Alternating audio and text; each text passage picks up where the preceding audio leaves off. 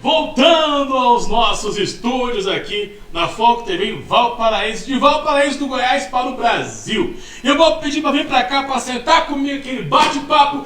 Vem para cá, meu amigo Brigadeiro Átila. Satisfação e honra.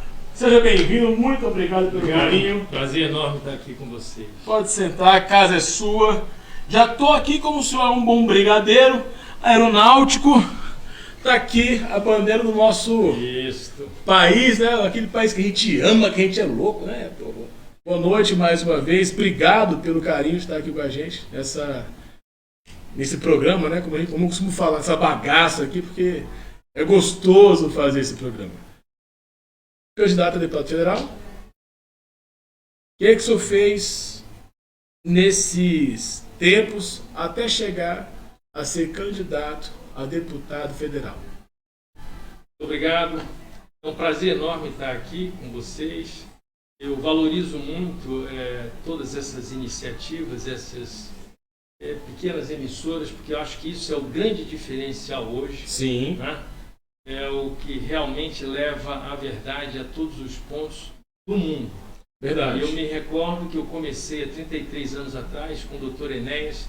Para você gravar 1 minuto, era uma fábula de aluguel no estúdio e era uma complicação enorme. Hoje, com qualquer telefone celular, com poucos equipamentos, a gente faz isso tudo e numa qualidade muito boa. Então, eu sou oriundo da Força Aérea, passei 35 anos na Força Aérea, desses 35, pelo menos 5 na assessoria parlamentar do Comando da Aeronáutica, lá no Congresso.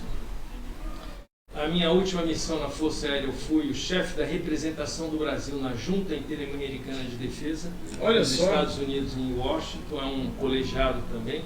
Nunca perdi uma votação lá na Junta Interamericana de Defesa. Retornando, fui trabalhar no PRB, agora é o Republicano, na Câmara dos Deputados. Fui o secretário executivo do Ministério da Pesca do ministro Marcelo Crivella, do Republicano também.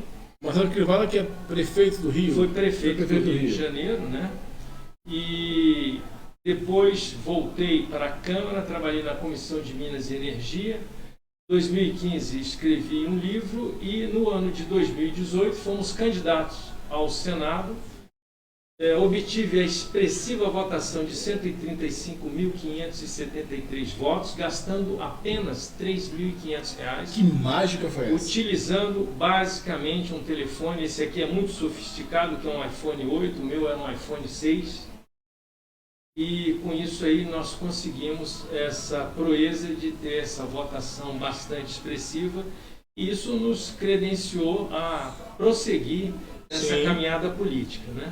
Então, em dezembro de 2019, lancei o projeto Decola Brasil, com a minha pré-candidatura à presidência da República, mas como a gente não atingiu a visibilidade que eu havia estabelecido, um parâmetro para poder negociar com os partidos, resolvemos então evoluir e lançar a pré-candidatura ao Senado Federal.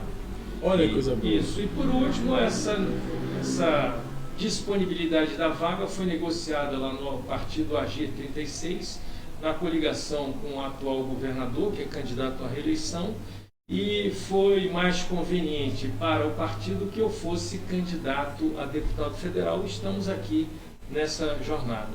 Espero ter resumido aí. E o grande diferencial que eu apresento é exatamente esse. Eu desenvolvi uma habilidade de fazer uma campanha eleitoral a um custo reduzidíssimo, porque na eleição de 2018 o fundo eleitoral foi 1,7 bilhão de reais. E agora 5,7 bilhões de reais, subiu 335%.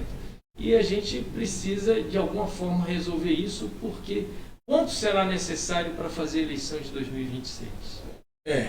A questão hoje que a gente fala para as pessoas é o seguinte: o senhor foi candidato ao Senado por Brasília. Isso. Passado. Obteve 135.573. Qual foi a fórmula disso aí e por que eu pergunto isso? Porque é o seguinte, veja bem, hoje em Brasília, a gente sabe, o senhor é filho de Brasília? Não, eu sou nascido em Natal, mas estou em Brasília desde 1975, claro, com algumas saídas, porque como militar a gente não consegue ficar vivendo a vida inteira na mesma cidade. Entendi. Como é? Que assim, eu sou filho de Brasília, nasci em Sobradinho, fui criado em Sobradinho, hoje eu moro em Planaltina, Goiás, mas a minha vida toda foi Brasília, como até hoje, né? Brasília sempre foi um local onde as pessoas fazem política, que as pessoas dizem que o dinheiro rola solto. É cabo eleitoral na rua, é bandeiraço, tinha aquela época que era showmício, aí que era festival de dinheiro, né? E aí é espantoso mesmo, de grande espanto, ver uma pessoa hoje falar, eu tive 161 mil votos, gastando R$3.500. Que fórmula é essa? É muito simples, Alessandro. Se você analisar realmente um critério, qualquer candidatura, você vai verificar que os candidatos, eles não se sentem à vontade de interagir direto com o eleitor. Então eles têm que gastar realmente muito dinheiro para contratar pessoas para ficar segurando bandeira, pessoas para ficarem distribuindo os panfletos que eles fazem aos montes e que ninguém lê, que aquilo é desperdiçado, porque é impossível alguém gastar 6 bilhões de reais em 30 dias. Pode perguntar a qualquer um que tem um mínimo de conhecimento da atividade comercial, é impossível controlar esse gasto. Você encomenda 100 mil santinhos numa gráfica, como é que você sabe que você recebeu os 100 mil santinhos? Não tem. Mas quando você chega e distribui para outras pessoas que estão sendo igualmente pagas para simplesmente distribuir, elas distribuem. A diferença é que eu interajo direto com o eleitor. Eu coloco no meu material o meu telefone de contato. Eu todo dia tenho uma live em que eu me disponibilizo para responder qualquer pergunta de qualquer natureza ou do eleitor. Quem é capaz de fazer isso? Então, talvez a diferença seja essa. Aqueles que conseguirem fazer isso, com certeza, terão resultados bastante parecidos. Bastante expressivos. Olha que legal. É uma das coisas que a gente... É inovação na política, né? A gente sabe que é inovação na política hoje. Porque hoje você vê grandes... Até o próprio governador Ibanez gastando aí fábulas e mais fábulas. E talvez não tenha o resultado esperado. Não só ele, como qualquer outro que está gastando fábulas. Não vou enfatizar só uma pessoa só. Eu posso colocar, se eu posso abranger do modo geral. Sim, né? sim. Tem pessoas aí que vão gastar fábulas e rios, eu não sei como é que eles conseguem fazer essas contas aí.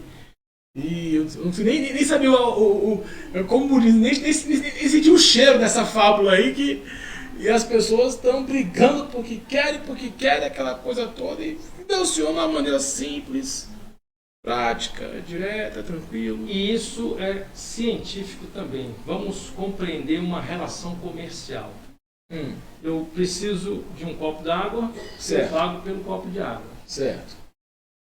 Na eleição, uma relação comercial em que, de um lado, tem o candidato que se apresenta como um produto. Sim. Do outro lado, tem o eleitor que vai comprar esse produto. Ocorre que o eleitor só dispõe de uma única moeda, é o voto. Ele só tem uma, ele não tem duas.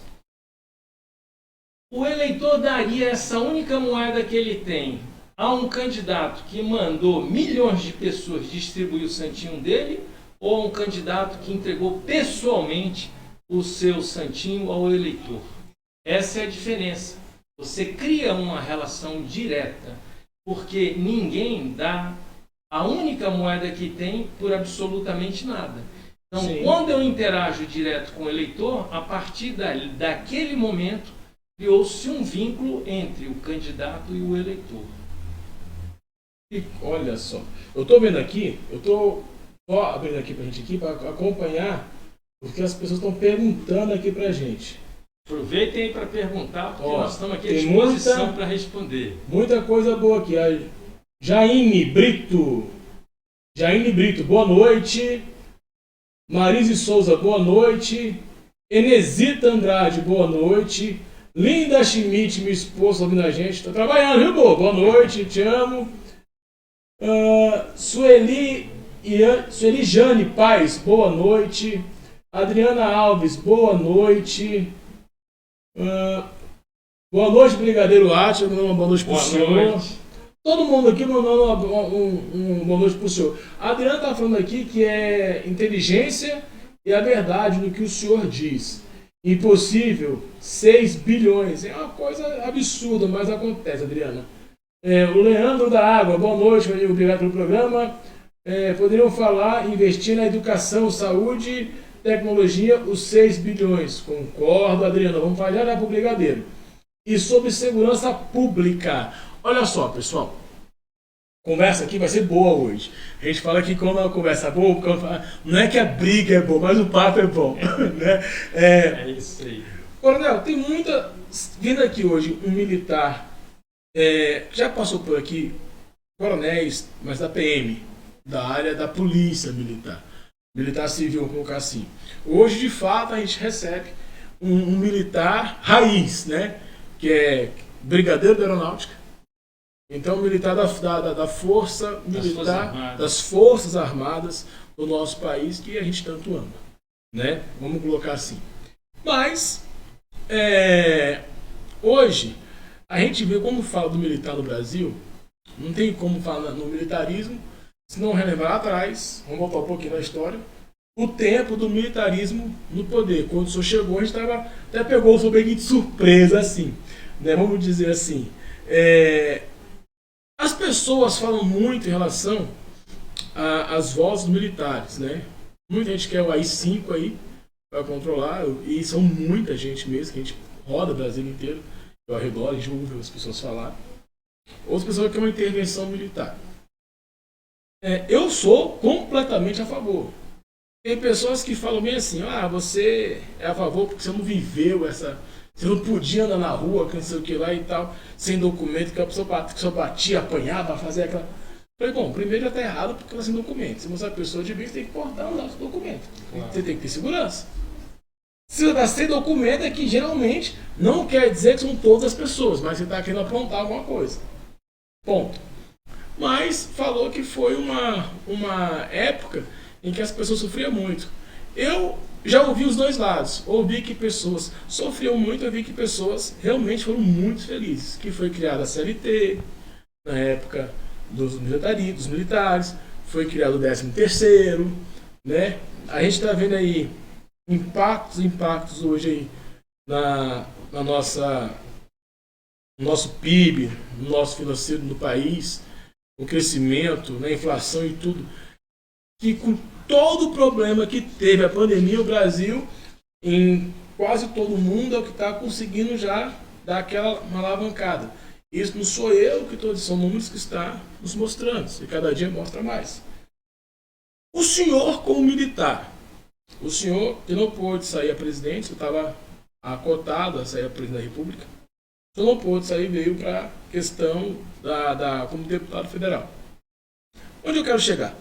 O senhor como militar, vendo toda essa situação, quando as pessoas falam para o senhor, mas um militar na Câmara vai ser mais um para soltar ou para brigar contra a gente, fazer coisas contra a gente. Eu acho que deve ter ouvido várias situações. O senhor como militar na Câmara, o senhor acha que o senhor consegue trazer o brilho de novo, que hoje realmente chegou ofuscado o militarismo no modo geral no Brasil, o brilho de novo do militar para o mundo, para o Brasil, porque a gente tem uma resposta bem significativa 17 de setembro. Né? E eu fiz uma comparação legal, eu peguei algumas imagens do dia 7 de setembro de 2019, antes da pandemia, e peguei agora. É surreal. É surreal, é uma coisa surreal. Como é que o senhor consegue enxergar isso aí pra gente? Dar uma ilustração disso aí pra gente. Ok, muito obrigado. O tema é bastante amplo. Só uma hora aqui não vai dar, mas vamos lá. Meu caro, qual é a situação do Brasil hoje? Imagine que, de repente, aqui o nosso estúdio, onde nós estamos, por uma razão qualquer, alguém descobriu que tinha um tesouro aqui com muitas riquezas. Certo.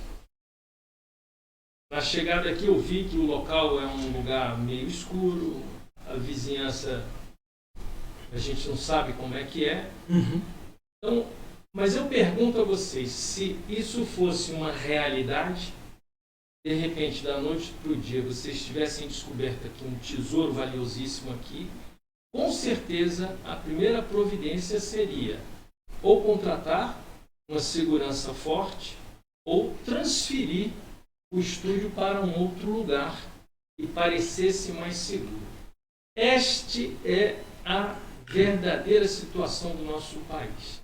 Em função de toda a confusão que se estabeleceu no mundo, guerra da Ucrânia, mais outros tantos países que estão em conflitos, o Brasil hoje é um lugar privilegiado no mundo. Se nós fôssemos enquadrar o Brasil naquela escala dos países mais civilizados, com certeza nós estaríamos no primeiro lugar. Porque essa escala ela é em função do uso da matriz energética. Como aqui nós utilizamos praticamente todas as possibilidades de produção de energia, que é o que está faltando no mundo. A outra coisa é que o mundo precisa de água potável para beber. Nós temos aqui em abundância. O mundo precisa de alimentos, nós temos em abundância, e o mundo precisa de minérios para viabilizar o parque industrial, essa coisa toda. E tudo isso nós temos aqui. E a pergunta que eu faço, quem irá defender o Brasil? Porque as pessoas que estão carentes, que estão necessitando, se nós não tivermos habilidade para negociar, para fazer com que esses produtos que eles necessitam cheguem lá na ponta, eles vão tomar de um jeito ou de outro. Sim. Não existe dúvida em relação a isso. Sim. Sempre os motivos de todas as guerras no mundo, desde que a humanidade existe, foi em função de uma necessidade qualquer da humanidade. Não é diferente. Isso aqui é um líquido preciosíssimo. Tem países que não têm água, não sei se todo mundo sabe. E aqui nós temos em abundância.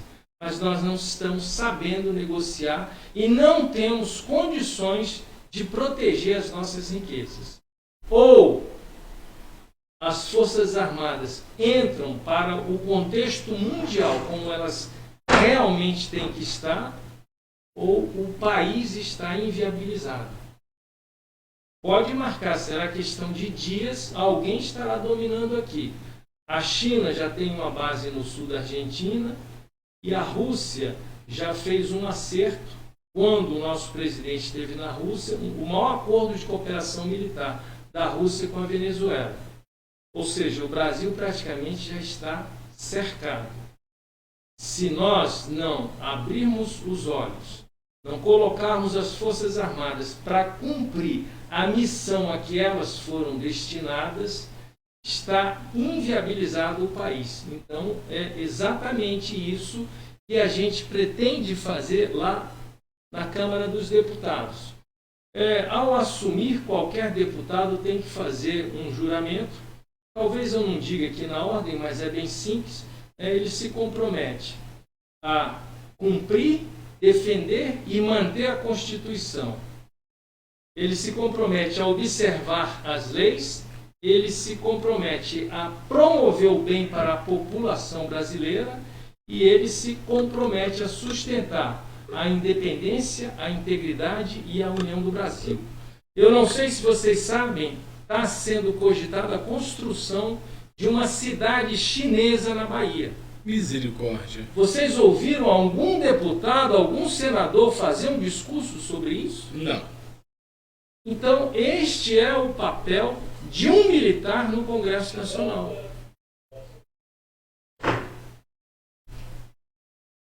Espero ter dado uma panorâmica aí, mas se você quiser detalhar um pouquinho mais, Eu sempre me preocupo se eu dou resposta mais objetiva. A gente vai entrando nessa contenda, pode ficar tranquilo. Eu estou com algumas perguntas aqui. Gilcilene Barros, boa noite. Vai estar aqui também com a gente aqui. Deixa eu pegar aqui. Qual seria a sua proposta para a segurança pública no DF? A Adriana Alves está perguntando. Podemos responder já? Bom, já. Adriana, a questão da segurança, criminalidade, não é causa, é consequência. Ou nós atuamos nas causas, ou também não tem solução. E o problema da segurança pública, da educação, da saúde, da economia, do que quer que seja, é a corrupção. Comentamos aqui há pouco, 6 bilhões de reais para serem gastos em 30 dias, não há como isso ser gasto legalmente. Então, com certeza absoluta, são emitidas notas frias, porque o produto não foi entregue, com certeza não se entrega aquilo que foi contratado e esse dinheiro é repassado para candidatos. Eu não tenho nenhuma dúvida disso. Eu não estou acusando ninguém aqui, então por esta razão eu não tenho que apontar onde isso acontece, mas qualquer um que faça uma pesquisa chegará a essa conclusão. Enquanto nós não resolvermos esse problema da corrupção, não tem solução. A corrupção é como aqui, esse copo de água, imagine que ele estivesse furado aqui embaixo. Não adianta você colocar dinheiro em cima se está escoando dinheiro por baixo. Então, a minha bandeira principal é o combate à corrupção. Uma vez combatida a corrupção, tudo mais se soluciona. É uma questão de mais dia, menos dias, mas tudo se resolve. Entendi. Eu estou aqui também com pessoas perguntando aqui, tá? Graças a que hoje está bem bombado aqui. Calbi Pinheiro Júnior. Estimado candidato, qual será o seu principal projeto para apresentar na Câmara se eleito? Como esperamos que seja? Olha, são inúmeros os projetos, mas o principal eu diria, a gente precisa acabar com essa injustiça que se comete diariamente nas eleições. Eu pergunto, nós não temos em nenhuma legislação brasileira, nada no nosso arcabouço jurídico que possa legalizar uma emissora de televisão estabelecer critérios de eleição. Se você, para fazer um concurso, todos têm que ser tratados da mesma forma, uma eleição é muito mais que um concurso público. Aí uma emissora estabelece, não só eu vou fazer debate com os 3 primeiros candidatos, e os outros? Isso aí é o dito, aqui só vai das pesquisas, né? Temos 6 pesquisa. Ponto candidato, mas ninguém sabe quais são real. E não importa, não é candidato, não foi, a candidatura não foi homologada. Você, quando se inscreve para fazer um concurso público, qualquer um, para a Polícia Federal, para a Polícia Civil, todos os candidatos têm que ter exatamente o mesmo tratamento. Então, como é que na escolha do presidente da República os candidatos não têm o mesmo tratamento? Eu estou falando do presidente da República, mas na verdade isso ocorre com todos os candidatos. Vamos lá, o meu caso. Como é que uma candidata a deputado distrital recebe R$1.270.000 e eu não recebo nada? Onde é que está a justiça? Ou nós vamos fazer com que a competição realmente seja justa, ou fica muito complicado. Uma outra questão ali que está na minha cabeça, nós precisamos, em função da necessidade, da urgência do país, de ter condições de defender o território e as riquezas que aqui no Brasil existem, nós precisamos ampliar as nossas Forças Armadas. Então, a gente pretende apresentar um projeto de lei nessa direção, que num curto espaço de tempo a gente tenha condições de arregimentar um número grande de cidadãos brasileiros prontos para se alistarem para defender o país. Entendi. Ainda foi um breve intervalo, eu já volto com a Jaine Brito. Brigadeiro, o senhor sendo eleito, o que poderá fazer para melhorar a educação no DF? Mas voltando lá, a pergunta que fez, estou com várias perguntas aqui. A Eulindes Proença, Lindy, pessoa ímpar, que eu tenho uma honra de ter como cunhado, chamar de irmã. A Secretaria de Saúde DF está um caos, jogada às traças. Ela é servidora do SAMU. A gente sabe hoje que o SAMU é uma das instituições mais, como eu posso dizer assim, mais castigadas, né, do DF. Enfrentamento que essa galera faz não é fácil. O que o senhor me diz aí? Antes do senhor responder do SAMU, responda a Janine. Brigadeiro, o senhor sendo eleito, o que poderia fazer para melhorar a educação do DF? Ok, então vou começar aqui a resposta entendendo as dúvidas. Nós agora somos candidatos a deputado federal. 3699 é o nosso número. Então é o seguinte, constitucionalmente, as atribuições de um deputado federal são legislar, ou seja, produzir leis e fiscalizar. Então, primeira providência é fiscalizar as ações do governo, certo, tanto do governo federal quanto do governo do Distrito Federal, especialmente na aplicação dos recursos federais. Como certo, a gente sabe que boa parte dos recursos da educação e da saúde são recursos oriundos do governo federal, então nós vamos fiscalizar intensamente todas essas ações. Eu falava há pouco aqui da questão da corrupção. Se tem uma área aqui no nosso Distrito Federal que o envolvimento da corrupção é elevado, é exatamente na saúde, infelizmente, a despeito dos profissionais excelentes que lá atuam. Mas até próteses foram prescritas sem que o paciente tivesse necessidade. Agora mesmo, é um absurdo, né? Absurdo. Agora mesmo na pandemia, a diretoria praticamente toda lá do Instituto IGES, acho que é isso, esse nome. É o IGES. Também todos foram demitidos por envolvimentos em corrupção. Meu Deus. Então, o grande problema, que eu já tinha dito aqui, ou nós combatemos a corrupção ou não tem solução. Esse é um câncer, infelizmente.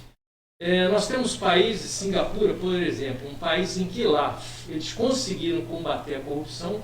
Singapura é quase uma ilha, né? Não tem nenhuma riqueza mineral, não tem nada, e hoje é a segunda economia do mundo. Sim. Mas lá, qualquer um que tem envolvimento em corrupção é pena de morte. Eu até não defendo a pena de morte. Eu defendo. Mas eu posso explicar depois. Sim, né? Vou querer a explicação aí.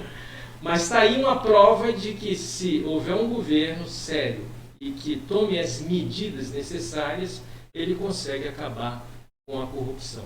Olha só, se eu for no negócio da saúde do IGES, a gente passou agora por uma pandemia muito severa, em que morreu várias pessoas no mundo inteiro. Eu não posso dizer para o senhor com exatidão, eu não posso cometer essa gafe. Eu não tenho esses números em mãos, ainda. A nossa equipe é pequena, é só duas, eu e mais um caboclo que está ali. E mandar um beijo, um abraço, então depois eu chego em casa e apoio meu filho Miguel, tá achando a gente, beijo, pai te ama. Que é o seguinte, os números de mortes dessa pandemia estão completamente adulterados. Por que eu digo isso? Teve caso em São Paulo que a pessoa morreu por tiro de fuzil, chegou lá, Covid. O outro na Bahia, que era mecânico, aquela roda do caminhão explodiu, o outro caiu lá em Sergipe, parece que foi no poço, alguma coisa, puf, Covid. Aqui em Brasília nem se fala, porque teve uma onda que eu acho que não sei se era hospital, que recebia 18 mil reais para desinfectação de roupa, de vestuário. E por morte, né? Então virou um verdadeiro... Morrer de Covid era lucrativo demais. Você imagina aí, se 10 pessoas morressem no hospital, 180 mil reais no dia. E era o hospital quem recebia o dinheiro. Então recebia o dinheiro. Até então o hospital que recebia dinheiro. E aí você vai vendo várias situações desse modelo.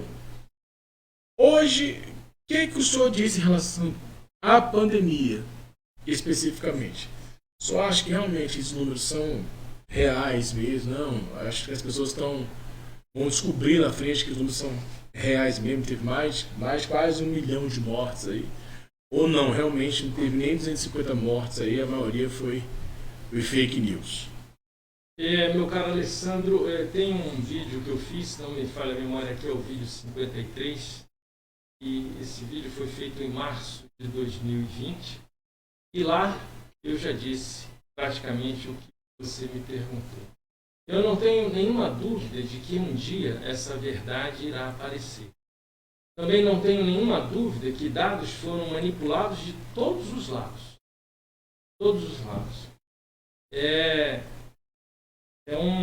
uma afronta à humanidade, é uma afronta à irmandade, ao cristianismo, enfim, a tudo que você possa imaginar nessa direção, o que foi feito nessa pandemia. E, infelizmente, na minha avaliação, os governantes, os municípios, dos estados, do próprio país e de outros países falharam e falharam muito. Havia grandes interesses por trás dessa pandemia e, com certeza, um dia eles virão à tona e será de conhecimento do mundo inteiro. Não é de hoje que, infelizmente, a manipulação da saúde serve para enriquecer muita gente.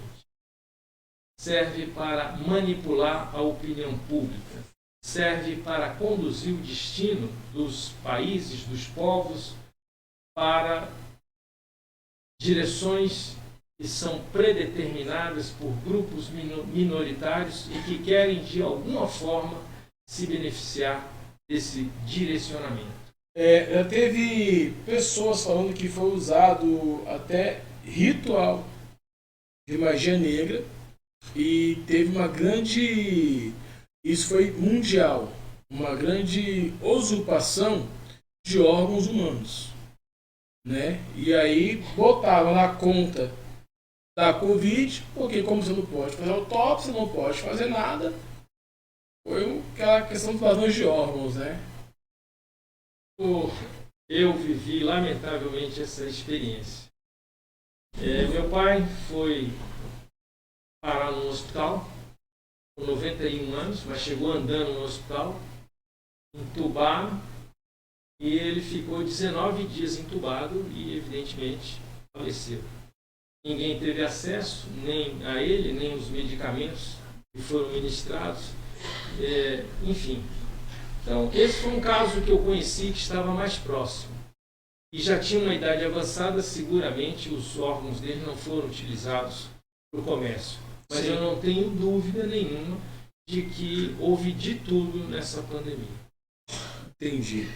Manda um abraço também às pessoas que estão com a gente. A Leila está conosco curtindo. Tem uma galera boa com a gente aí. E vamos tocando o barco que tá bom aqui. A conversa tá boa. Voltando e continuando um pouco também na pandemia. Porque assim... se teve erros, os erros caem na conta do Covid. Né? Eu acredito também que até muitos médicos podem ter errados, não por querer errar, mas pelo exaustivo do cansaço que foi surreal essa maratona. Questão de pessoas que não têm capacidade de querer descobrir alguma coisa e usou muita cobaia, muita gente como cobaia. Não, vamos fazer isso aqui porque se der certo, né? Eu vou colocar o prêmio Nobel na medicina. É como se fosse assim. E também tem a grande rede farmacêutica hoje que pessoal, os grandes indústrias farmacêuticas aí que realmente faz remédio, aquela coisa toda. No começo da pandemia, o presidente botou a cloroquina, a hidroxicloroquina e a ivermectina, né? E teve muita gente que falou, usa isso precocemente que você vai ajudando. Isso aí o senhor viu de fato que realmente... Porque assim, tem muitas coisas que as Forças Armadas sabem que a gente não tem contato. O mundo aqui, o povão, não tem informação, acesso a esse tipo de informação. Tem muita coisa que a inteligência do militar hoje sabe além da gente, que é surreal. O senhor tem alguma coisa em relação a isso aí que o senhor soube, realmente não? Foi um erro do presidente falar, não, realmente ele acertou em falar? Olha, eu realmente não sou médico, nunca passei na área médica, não conheço nada. Sei que também o presidente não tem nenhum conhecimento na área médica, né? Então, eu não teria condições de dizer se ele acertou ou se ele errou. Agora, eu posso dizer sim, que ele e muitos dirigentes erraram na condução do problema. Porque disse isso também inúmeras vezes. O vírus não tinha pernas e nem asas. Ele nem andava e nem voava. Se o processo começou lá na China, ele só podia chegar aqui no Brasil, ou de avião ou numa embarcação. Ninguém ouviu falar de nenhum controle nos portos e nos aeroportos. Isso não existiu. Aqui mesmo, onde nós estamos agora, já é Goiás. O estado de Goiás foi um dos últimos que foi contaminado. Também nunca houve uma barreira sanitária. Não teve nada disso. Nada disso. Então, parecia que, de certa forma, havia um acerto para que o vírus realmente pudesse se espalhar pelo país. É a sensação de que tem um mínimo de noção das coisas, porque se eu chego e digo aqui para você, olha, essa nossa sala aqui está esterilizada, mas quem vem dali está contaminado, é simples, não deixa entrar ninguém, acabou aqui. Não é isso? Simples assim. E isso, inclusive, a Força Aérea fez, porque saiu um avião da Força Aérea para pegar uns brasileiros que estavam, acho que em Wuhan. Isso. O que foi feito? Esse avião chegou, pousou em Anápolis. Essas pessoas ficaram 15 dias no hotel de trânsito da base aérea de Anápolis. Ficaram em observação para ver se tinha alguma reação ou se não tinham sido contaminadas em nada, ficaram numa quarentena e só depois elas foram liberadas. Por que não se fez isso no Brasil, hora nenhuma, em lugar nenhum? Bom, aí é onde eu pergunto, vem aquela história. A gente teve aí mandos e desmandos de tudo que é lado. O STF, por sua vez, na época, disse que governadores e prefeitos tinham autonomia total, tirando a autonomia do Planalto. Os governadores, por uma vez, meteram lockdown em tudo.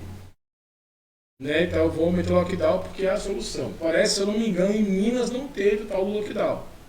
Não sei se, até onde eu sei, não teve lockdown. E foi onde teve menor taxa de contaminação, foi em Minas.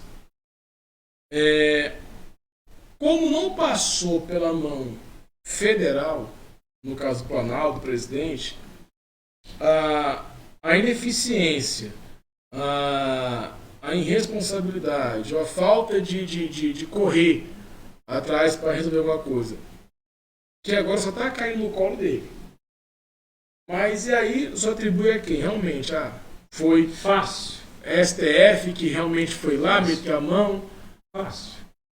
No nosso sistema de governo existe uma autoridade máxima.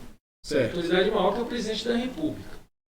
Se ele não teve habilidade para conversar com os juízes do Supremo, com os governadores, a falha é dele. Certo. O presidente pode ter feito muitas coisas boas. Não estou aqui. Sim. Mas na condução desse problema, ele é o presidente da República. Caberia a ele ter sentado, ter negociado, ter conversado. A habilidade, quem tem que ter é ele. Ele é o líder maior do país. Aí, de repente, não, o presidente não conversa com o governador ABC. Mas como não conversa? Não existe isso. O presidente não conversa com os ministros do Supremo. Como não conversa? Tem que conversar. Se ele não conversa, se ele não tem habilidade para conversar, naquele momento ele diz, olha, eu vou viajar, vou tirar uma licença e o vice-presidente assume ou na sequência ali. Mas você não pode simplesmente dizer, não, eu não faço porque eu não consigo falar.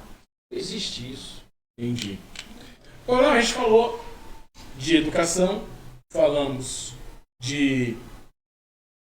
do militarismo, Congresso Nacional, da fórmula de não se gastar em campanha política. Falamos também sobre a Covid, SAMU, tudo mais e tal. Hoje vou fazer uma pergunta para o senhor. O senhor, uma vez eleito, sobre uma equipe grande para estar dentro do parlamento. Sobre uma galera legal para dentro do parlamento. Né? O senhor com essa, por não gastar, optar por não gastar o dinheiro público, o senhor vai montar uma equipe? Ou fala, não, vai ficar eu e mais um ou dois ali, tá bom, tá, não vou querer gastar, porque... Como é que é isso aí? Vou montar a equipe e utilizarei todos os recursos que estiverem à disposição na Câmara dos Deputados para o deputado. Cumprirei o mandato à risca, utilizarei todos os recursos. A campanha eleitoral é diferente. Sim. Né? É uma situação totalmente diferente. Sim. A campanha eleitoral, eu tenho que me apresentar como produto. Para eu me apresentar como produto, quanto menos eu precisar gastar, eu entendo que melhor produto eu sou. Sim. Você, quando vai comprar um terno, se for um terno bom, uma confecção boa, não precisa fazer propaganda. Hoje, um deputado distrital, ele tem uma verba que é de 30, que era de 24, vai para quase 40 milhões, que ele pode destinar, independente de situação não, para onde quiser. Ela não cai na LOA. Ela é verba de emendas parlamentares. É uma verba de emenda. Ela não cai em LOA, ela não cai em nada. O cara chegou, quer botar para tal lugar, para tal lugar, para tal lugar. Seria pertinente nós falarmos hoje que, assim, a gente tiver dificuldade hoje, exemplo, de um SAMU da vida, de um batalhão da PM, de algum lugar da PM, do bombeiro, de uma tal escola referente e tal. Seria pertinente nós falarmos que, assim, o coronel, o brigadeiro vai colocar essa emenda para essa instituição do SAMU para tantas viaturas. Eu posso colocar para tantas alguma coisa, ou você acha que não? Veja só, eu particularmente, eu conheço bastante isso aí. Sim. Eu acho que essa não é uma boa política. Certo. Né? O ideal seria que ela não existisse. Por quê? Porque um parlamentar está ali para produzir leis, legislar e fiscalizar as ações do governo. Certo. Na hora em que ele se envolve na gestão, ele fica um pouco complicado. Porque na prática o que ocorre? Imagine que foi o estúdio aqui, nós vamos reformar, eu digo, olha, eu quero 1 milhão para reformar o estúdio, que é do governo. Né? Mas aí, por baixo aqui, mas a construtora eu vou indicar, e aí começa a confusão. Entendi. Então, a gente, boa parte do esquema da corrupção dos parlamentares tem origem exatamente nessas emendas parlamentares. Agora, se não está em discussão isso, e todos os parlamentares têm direito, eu vou usar o que eu tiver direito, não tenha dúvida disso. Isso eu estou falando em torno de até 40 milhões no caso do governo estadual. No âmbito federal, ele já vai para quase... Não, são 20 milhões por ano. Cada deputado tem 20 milhões. Isso estadual ou federal? Não, deputado federal. O valor da Câmara Distrital eu não sei de emenda quanto é, mas na Câmara Federal são 20 milhões. É muito dinheiro. Sim. É muito dinheiro. E aí, o que eu acho também esquisito, porque o deputado, o senador, ele não é o gestor público, ele não está fazendo gestão no município, nem no estado e nem na União. Então, a troco de que eu vou reformar uma estrada, construir uma ponte, eu acho que isso não... Eu acredito assim, eu penso da seguinte situação. Por exemplo, se eu tenho alguns parceiros não, algumas pessoas da área, assim, não vou colocar amigos, colocar no modo aleatório, né? Chega alguém com alguma demanda na área que o deputado ele pode realmente atuar, ele pode fazer pelaquela comunidade, ou pelo aquele setor, enfim, que seja. Mas o porquê não fazer? Sim, se está lá, eu não vou abrir mão do recurso, não. Sim. Agora, se me consultarem, se for discutido isso, né, acaba ou não acaba, eu acho que tem que acabar. Sim. Porque, para mim, aí está a origem da corrupção no parlamento. Então, se a gente quer combater a corrupção, vamos fazer a coisa séria. Agora, o deputado, ele não precisa ter recurso nenhum para beneficiar uma cidade, para beneficiar um estado. Essa é a atribuição dele. Ele vai, conversa com os ministros, ele tem audiência, tudo isso ele pode fazer. Entendi. Vamos lá. Voltando ao militarismo. O senhor hoje seria a favor de uma intervenção? Não. Se não, por quê? Absoluta. Primeiro, nós tivemos uma intervenção recentemente no Rio de Janeiro. Deu o que aquilo? Nada. E digo mais, hein? Quem comandou aquela intervenção pediu autorização ao chefe do tráfego para poder entrar na favela. Papel ridículo fez quem estava comandando lá. Então, não faz o menor sentido a intervenção. Nós somos um país democrático, nós temos que valorizar as eleições. Agora, o que nós precisamos, sim, é educar o povo. Política é uma coisa que precisa ser discutida na escola, já no ensino fundamental. Política não é para ser discutido há 30 dias da eleição. Esse seu programa aqui, o ideal é que o ano inteiro você tivesse um programa desse para discutir políticas. A ideia nossa é manter. Pronto, manter. E trazer aqui também, de repente, uma conversa, você chama um parlamentar, chama um estudante, muda. Veja, quantas perguntas nós tivemos ali, o que você vai fazer pela educação, pela saúde, pela segurança pública? O deputado, na verdade, ele diretamente não pode fazer nada por isso. Ele pode fiscalizar as ações que o executivo desenvolveu. Sim. Mas fora isso não tem nada. Como em 513 deputados posso melhorar a educação? Como? Não tem como. Verdade. Mas isso é falta de conhecimento. As pessoas não sabem exatamente como funciona o negócio. E aí, eu vi, tem desses panfletos aí que se gastam fábulas, o cara fez um rosário ali de coisas que ele ia defender. É um menu, né? Menu. Aí quando você acabou os 4 anos de mandato, o que ele fez? Nada. Em Brasília passou que eu sou literalmente contra a bolsas. Sou contra. Bolsa Família, Bolsa Escola. São 46. Enfim, Nossa. Eu sou literalmente contra. Eu sou da época que, lembrar com saudade aí, anos atrás, do saudoso Joaquim Roriz, que as pessoas riam dele, que ele dava o Vale Gás, o pão e o leite, a cesta básica e a cesta verde. Opa, de fome, amigo, você não morre.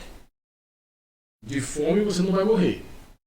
E aí, nesse tempo de lá para cá, surgiu Bolsa Escola, essas coisas todas. E naquela época o governo dava um kitzinho lápis e borracha, caneta, uns vinha régua, outros não, um kitzinho, uns cadernozinhos dessa finura assim, de brochura, chambrado atrás, o hino nacional. Era gostoso receber aquilo. E aí você tinha mão de obra no país. Ah, mas se eu quiser comprar uma calça, se eu quiser comprar um carro, se eu quiser pagar um aluguel, amigo, você vai trabalhar. Isso aqui de fome você não vai morrer. Nisso aqui eu concordo, de fome eu não vou matar. Eu vou te dar o Vale Gás, o pão e o leite, a cesta básica. E era uma senhora cesta básica. A cesta verde, de fome, você não morre. Aí uma roupinha nova, se eu quiser comprar um ternozinho, uma coisinha. Opa, tinha mão de obra a dar com pau no país. Aí falaram que era a indústria, né? A indústria acabou com um pouco da mão de obra. Aí veio aí agora o tal das bolsas. Acabou o mão de obra. Quer dizer, a pessoa ela é paga para ficar em casa, é paga para ficar ociosa. Há quem defenda, eu sou contra. É uma opinião minha particular. Eu sou contra. Eu sou contra e sou a favor de você dar dignidade. Opa, de fome você não morre. Mas eu sou contra em relação a isso aí. Qual a visão do senhor sobre isso aí? Eu pego no pé do senhor. Não, estamos alinhados perfeitamente. Eu também acho que esse negócio dessas bolsas, esses auxílios todos, eles não devem existir. Agora, é lógico, você não pode da noite para o dia chegar e acabar. Sim. Não, o que o governante precisa fazer, e sendo apoiado por todos os parlamentares, é desenvolver ações que gerem empregos e tragam prosperidade para a população. Aliás, é o juramento lá, né? Promover a prosperidade para o povo brasileiro. Essa é a atribuição de um deputado. Então, existem inúmeras ações que podem ser desenvolvidas pelo governo federal, suportadas pelo parlamento, e se viabilizar isso tudo. Nós cometemos um erro desde aquela divisão internacional do trabalho, quando o mundo inteiro resolveu transferir o parque industrial para a China, porque lá a mão de obra era mais barata e as leis ambientais mais flexíveis. Deu no que deu. O chinês absorveu, começou a trabalhar. Quando começou a Covid, eu acho que todo mundo ainda lembra, que veio o maior cargueiro do mundo trazendo essas máscaras, porque não existia aqui no Brasil. 15 dias depois, todo mundo fazia máscara aqui. Então, essas coisas é que, infelizmente, os nossos governantes não atentam. Eles preferem escravizar a população, dando uma bolsa isso, bolsa aquilo, e não gerar emprego e trazer prosperidade. Complementando até a resposta anterior, um parlamentar que coloca um rosário de bandeiras que ele vai defender, eu pergunto, ele precisa de R$1.270.000 para se reeleger? O que ele fez nos 4 anos? O que não mostrou, né? Porque, gente, se eu tiver um único mandato de deputado federal, eu só deixarei de ser deputado se eu decidir. E vou gastar menos ainda em cada eleição, porque a minha propaganda será feita no dia a dia. Eu tenho 4 anos para poder trabalhar. Para trabalhar, para mostrar serviço. E aí precisa agora os candidatos à reeleição gastarem fábulas para mostrar o que eles não fizeram. É verdade. Isso é um absurdo. Aí 6 bilhões, o que me preocupa é a eleição de 2026. Porque não vai ser mais 6 bilhões, talvez 18 bilhões. Aí nós vamos em 2026. O orçamento todo do Brasil tem que ser destinado para a eleição? Isso aí é aquela situação de que as pessoas não têm muito controle, né, do que fazem. Porque se nos 4 anos você não fez nada, não vai ser em 45 dias que você vai fazer alguma coisa. Vai comprar a consciência do eleitor? Entendeu? Tem uma época que eu lembro aí, na época do Jô Soares. Eu vou lá do Jô Soares no SBT, que é o Jô 11h30, né? Isso. Jô 11h30. E foi lá uma trupe de comediantes chamado Tangos e Tragédias. Até quero onde é que eles estão andando, porque eu sempre falo desse caboclo. É uma companhia de comédia muito legal. E aí, eles foi uma coisa interessante que me fez pensar até hoje. Eu penso nisso. Ele perguntou, vocês estão há quanto tempo na estrada? Estamos há 5 anos. E até hoje, qual é a novidade? Não tem nada de novo, nada. Durante 5 anos, a mesma peça que a gente faz. Claro, naquela época não tinha celular, não tinha muita coisa, não tinha YouTube, as informações na palma da mão. Era só aquela situação toda. E aí ele falou assim, vem cá, até hoje, nem o figurino a gente trocou. Mas por que não trocou? O povo brasileiro é um povo, desculpa a expressão, não é eu que estou, na época foi ele que disse, é um povo muito burro e tem a memória muito curta. Então, quando a gente chega naquela cidade, o mesmo teatro, com a mesma coisa, eu não vi. Vou ver de novo. E aí, eles continuam ganhando a vida do mesmo jeito. O político hoje, a gente tem hoje o quê? A gente tem internet, a gente tem celular, a gente tem YouTube, Facebook, Instagram, TikTok e vários outros por aí. Informação chega na palma da mão. Hoje, a TV convencional ela perdeu espaço para a internet. Totalmente. Ela literalmente perdeu espaço para a internet. Hoje eu estava discutindo sobre isso ontem.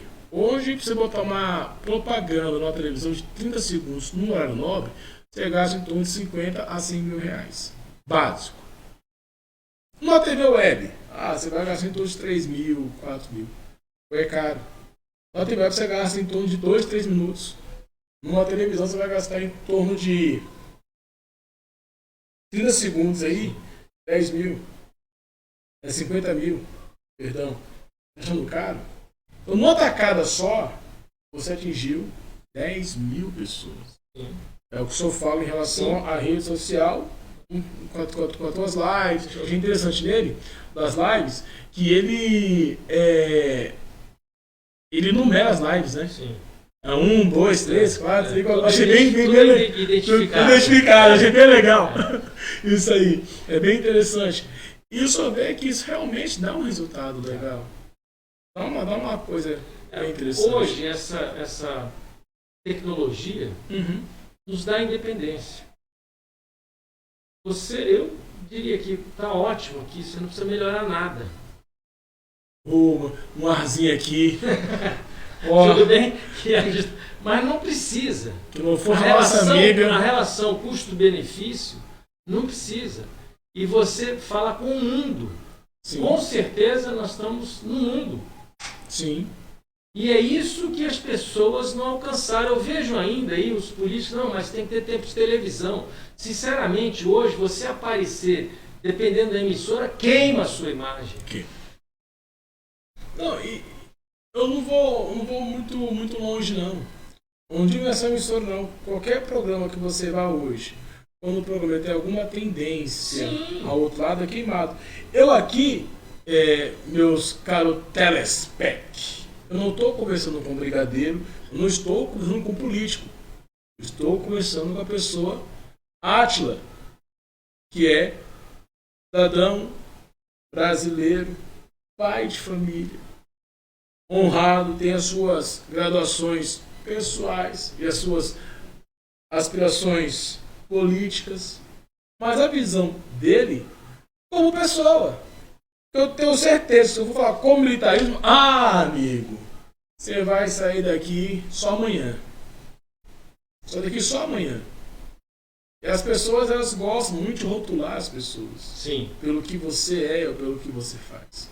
Aqui não, a gente faz um programa diferente. A gente quer saber a opinião da pessoa, como é que é o dia a dia, como é que é o dia a dia do Átila, o que o Átila faz, ele realmente, essa é a posição dele como pessoa, não, ou como política é uma coisa, como pessoa é outra, e que a pessoa fala como política eu sou, eu digo, quando eu vejo esse tipo de situação, que eles não vivem o dia a dia de uma população pobre ou de uma população mediana, que é rotineiro para eles isso.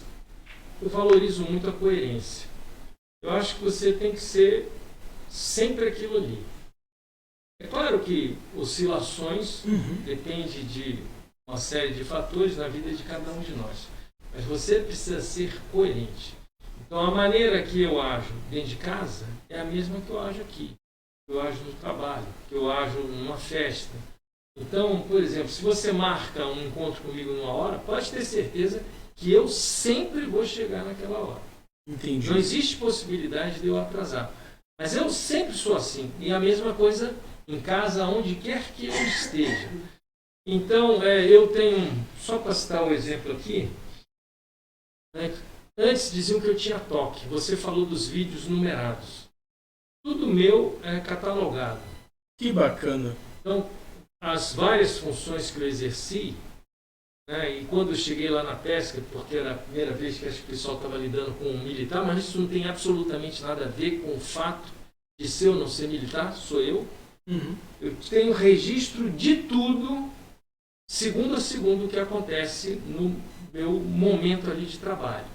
Olha que bacana, hein? Então, às vezes as pessoas chegam e dizem, vem cá, mas você tem toque? Não, eu não sei por que eu faço isso. Olha, agora, só para complementar, o que eu já respondi de processo e me livrei dos processos porque eu tinha esses registros. Dados, tinha tudo. Tinha tudo, porque quando vem uma gracinha desse, qual foi o dia? Peraí, que horas? Ó, tá aqui, eu estava fazendo isso, aquilo, eu assinei tal documento aqui. Está tudo registrado ali. Desde menino, eu sempre procurei ser organizado. Fazer a pergunta para o senhor, mas antes deixar o convite aberto. Independente do resultado da eleição, eu quero receber o senhor de volta aqui, depois da eleição, para falar para a gente como é que foi a experiência, às vezes um resultado não positivo, e de um resultado positivo e que esperar daqui para frente. Quero receber o senhor aqui de volta. O compromisso está assumido, eu só faria uma pequena correção. Sempre o resultado é positivo. Sempre. Eu falei da eleição passada, eu não fui eleito, mas foi minha primeira candidatura. Olha. Quem numa primeira candidatura consegue 135 mil votos gastando só R$3.500? E eu era um ilustre desconhecido. Sim. Então a gente sempre ganha. Eu não estou preocupado se eu serei ou se não serei eleito. Olha que já bacana. Ganhei muito desse processo todo. Que bacana. Coronel, brigadeiro, vou fazer uma pergunta para o senhor, aquela nossa pergunta X do programa. Eu tenho certeza que aonde o senhor for rodar por aí, pro mundo afora, o senhor não... Acho que se tiver, cópia nossa, né? Mas acho que não vai ter pessoas fazer esse tipo de pergunta que é fazer aqui agora pro senhor. É a pergunta, falando francamente, se o senhor pudesse encontrar, nesse exato momento, com o seu eu materializado aqui na sua frente, que passou por tudo que o senhor passou, viveu tudo que o senhor viveu. Não tem como falar que militar não sofre perseguições porque sofre. Seja branda ou grande, sempre tem alguém que quer puxar o nosso tapete. E na vida também, é assim. Se o senhor pudesse encontrar com o seu eu, o que o senhor faria, o que o senhor falaria para o seu eu e o que o senhor deixaria de legado, tanto para o seu eu quanto para essa galera aí que está nos assistindo? Eu diria, continue sendo do jeito que você sempre foi. Perseguições inúmeras, processos cenos, vontade às vezes de estrangular as pessoas, com certeza, mas sempre tinha uma força maior dentro de mim e dizia, não, segue o seu caminho, vai em frente. E com isso eu consegui superar todas as dificuldades. Inclusive aquelas que, eu diria, vêm de um nível muito mais elevado do que nós vivemos. Entendi. Bom, bate-bola que tem tempo, ainda tem 6 minutinhos, ainda foi um bate-bola, um jogo rápido com o senhor. Pode perguntar tudo, eu não tenho restrição a nenhuma pergunta. A música, para mim, é um marcador eletrônico de um momento. Então, eu gosto de todas as músicas desde que ela tenha marcado algum momento da minha vida. Time de futebol? Não sou muito ligado. Não. Esporte? Nado, vôlei, tênis, tudo isso eu já gostei bastante. Religião? Não tenho religião, mas sou cristão. Deus? Acredito em Deus, tenho uma fé inabalável. Família? É tudo, é o suporte. Embora eu não tenha uma família grande, mas a minha família... Qual foi o senhor? Hoje sou eu, 2 filhos, casal e tenho um netinho. Olha que coisa boa. Brigadeiro, né? Não é de comer, é branco. Não, brigadeiro preto. Pessoal, muito obrigado pelo carinho de vocês. Mais uma quarta-feira aqui com a gente. Obrigado pelo carinho. Papai do céu abençoe vocês. Coronel, brigadeiro, suas últimas considerações. Muito obrigado, foi um prazer enorme estar aqui. Prazer foi meu. Deus, Brasil acima de todos. E Deus sempre acima de tudo na sua vida. Beijo pra você, até a próxima quarta-feira no nosso Falando Francamente. Eu espero você. Strong.